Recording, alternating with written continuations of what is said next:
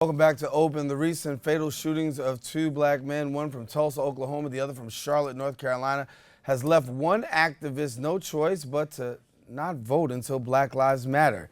Here to discuss these recent heartbreaking events as well as telling us more about his movement, we welcome the founder of Black Lives Matter Greater New York, Hawk Newson. And Hawk, good to have you, man. Hey, thanks for having me, brother. Thank you. And as we talk today, literally another shooting in California, a young man and believed to be mentally ill, called in by family. Police end up shooting him, and of course those details are still weighing itself out. But yet and still, across America, we're seeing protests. We're seeing really voices being raised about this particular issue. And you're saying, I'm not voting until Black Lives Matter. And it's Aint. The vernacular is very, very purposeful. The bottom line is, neither political party has made Black lives a priority. Okay, we are not their number one agenda. However, Black Americans, Latinos, people in impoverished communities across the country are living in a perpetual state of crisis. We are in a crisis and no one cares. We are owed more than vague statements in tweets as pertaining to the condition of our people. So after Philando Castile and Alton Sterling were killed, I was walking through New York City. I walk 80 blocks and just think. That's how I clear my head. And I was like, wow, how could I do something to make them pay attention to us? So I came up with the campaign, I ain't voting until Black Lives Matter. The next day I was marching and I met Nick Cannon. I pitched him the idea and we said, okay, let's figure out what we can do. We decided that we were going to go out to the Republican National Convention in Ohio and protest out there. That was the spur of the movement. Then we shocked everyone when we turned around and went to Philly. And Philly was an very interesting scene for me. The scene of the Democratic National Convention, of course. I was out there with about 2,000 brothers and sisters, fists in the air, police were out there, lights were flashing. It was very intense, very confrontational. But my problem was the mothers movement. Hillary Clinton exploited the mothers of the slain. How dare she bring these women out there to say, hey, vote for Hillary, she'll give you justice. Hello. This is the Democratic National Convention. The people sitting in that room, the people on that stage were in power when these black people were slain, okay? They were in power and they had the opportunity, they had ample opportunity to do something, to produce criminal justice reform. However, they did not do that. Now they come back to us and say, vote for us again and we'll fix it. I want to touch on the topic of protests for a minute because as we see protests, and I'll take the heat for this one on the media, we see a lot of media covering these protests. The one thing that always seems to catch my attention as a media person, and I have the right to, and I have the way to kind of like shift the lens, if you will, is that many times we spend more time talking about the provocateurs rather than the protesters. Do you find that, particularly when we're talking about what's going on in Charlotte, North Carolina, a lot of attention is spent on those people who are the quote-unquote provocateurs rather than really looking at the protest and what the protest is really all about? Okay, now you want me to be real with you or you want me to be political with you? We're here for Be Real. I'm not condoning violence, okay? But let's look at cause and effect. It isn't until people start tearing things up that we get indictments. You understand? Once people, okay, we were one of the first groups on the scene for Freddie Gray. We led a march right to the precinct the morning it happened. We were marching from New York to DC, took us 9 days. We slept in mosques, churches, dirty gyms, on air mattresses. Some days we didn't shower. This was a real grassroots march. We hit Baltimore and we're in Jamal Bryant's church, okay? We're in church and the news comes over, they announced that Freddie Gray just died. You know how disheartening that is? You just marched 7 days, 30 miles a day, and another brother just died. So we marched to the precinct. We're organizers. We went to bring order to this situation. And we're there, and it's an intense situation. We organize the folks. We go back and forth. We go back that Saturday before the riot started, and you could feel the tension in the air, right? And as soon as the young brothers, the young people, you have to make the distinction between the activists and the frustrated people. you have a very small percentage of activists who are about causing chaos, who are anarchists.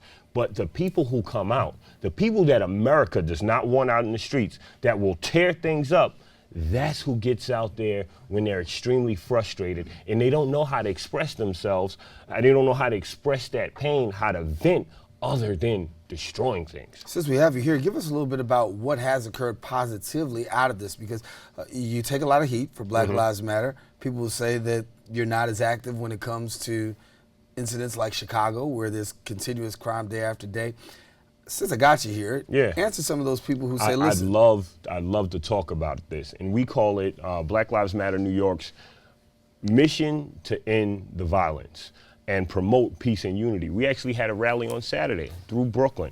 We had about 300, 400 people out there. We had the mother of Tiara Poyu, that's the little girl who lost her life at Juve. We had Anthony Nazar's family. That's the young man who was stabbed to death up at Cornell. We had Sean Bell's wife. We had, here's a good one, Delron Small's wife. Now, Delron Small was the man who, the road rage incidents, where in which the cop was indicted for murder too yesterday. We were in court with the family yesterday. And this is a pivotal case. I'll tie it back in. This is a pivotal case because under the executive order of the governor, the AG took this case from local prosecutors, local police investigators, which work hand in hand daily. So we have no hope at achieving justice through that course of investigation. The Attorney General, Eric Snyderman, took the case. We had 2 indictments yesterday, one for murder 2 and another for manslaughter 1. So this was a victory for the Black Lives Matter movement. These are victories. So we had a peace and unity march, and it was covered in the news, you know. 1 or 2 papers covered it, but it wasn't as publicized by the media as the riots or as the, let's say, more extreme protests. Because the question that always comes up is, what are the successes? The successes that are coming in. You just That's one. I have another one for you. Okay, it's kind of a bittersweet type deal. There's a young man by the name of Jamal Lightfoot from the Bronx. He was assaulted by prison guards on Rikers Island.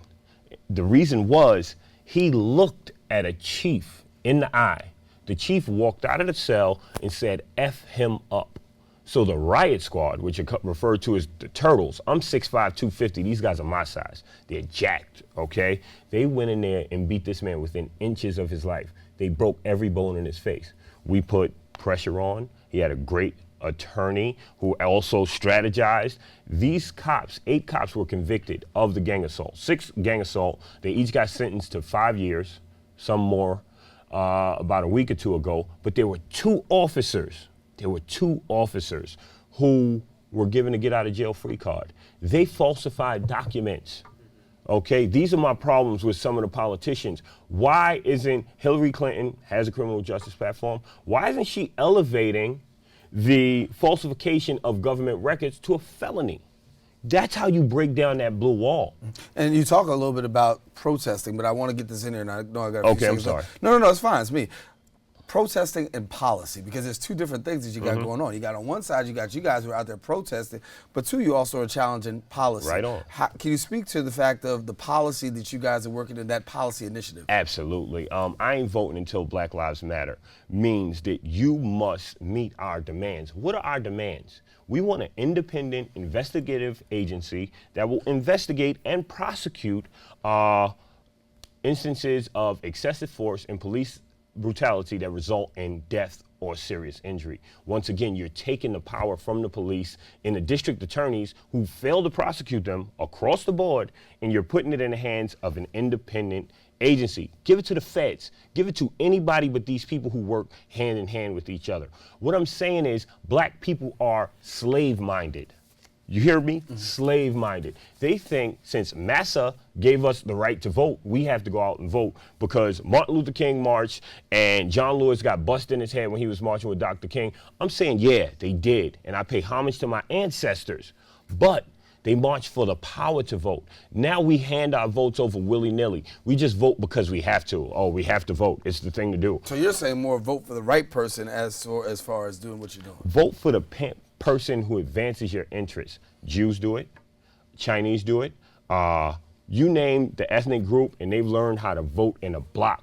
That's what I ain't voting in until Black Lives Matter is doing. We're building a black voter block to advance our issues. Last question before I loose you and let you go. When you talk about this whole incident, these incidents that we're seeing, are we talking more specifically about race, or are we talking about a culture within law enforcement that you want to break? It's a racist culture. Great point. It's a racist culture. This culture breeds racism, okay? When Black and Latino, as a lot of us here in the Bronx, when we become cops, we become blue. We forget where we come from.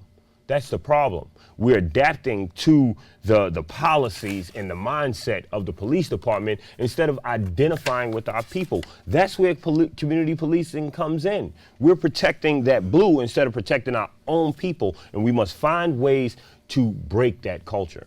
All righty. Hawk Newsome, thank you so much for coming and sharing with us. Thank you, bro. And of course, we'll have you back here on the show to continue to bring us news and information. Right on. All right now. Listen, stay with us. Don't go anywhere. We'll come right back after these messages. We're actually going to bring somebody in blue here to talk on a totally different topic. We'll be right back in just a few moments.